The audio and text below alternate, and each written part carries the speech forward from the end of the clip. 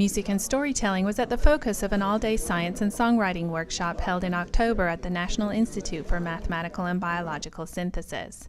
The NIMBioS BioSongs project brought together professional singer-songwriters and scientists to share stories about research and about the people who do it, with the goal of sparking ideas for songs about modern biology. So the goal of this initial gathering of songwriters and biologists and mathematicians too is to talk about how science and biology interrelate and to inform the songwriters about the wonderful ideas that biologists have that might lead them to think about songs about not just the subject matter, but why people do what they do. In other words, why biologists are fascinated and so passionate about the studies of the wide array of organisms on this planet. The scientists brought lizards, spiders, and other objects to help tell their personal journey in science and what drew them to the field.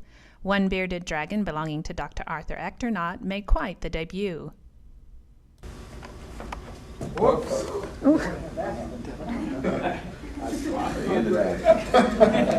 He was great while he lasted. But it's hard not to, it's hard not to love these things.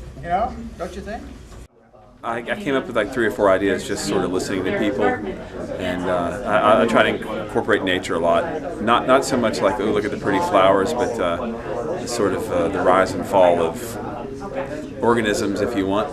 And I have a song called Opposable Thumbs, which I've been working on for like 12 years, and I've never been able to finish it, so I'm hoping that someone here, some unsuspecting victim, will help me finish that song.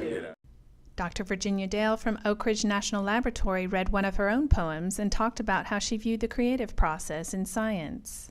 And I think scientists do have that creative side, but they may not recognize it, and it's something that also takes a long time to come to fruition, because when we design experiments, when we think about new theories, it may take years and sometimes even decades before that theory or idea is fleshed out enough that we feel comfortable with it. As the songwriters flesh out some of their ideas, NIMBioS hopes to establish formal songwriting fellows with whom NIMBioS would commission songs. For more information about BioSongs and other programs at NIMBioS, visit our website at www.nimbioS.org.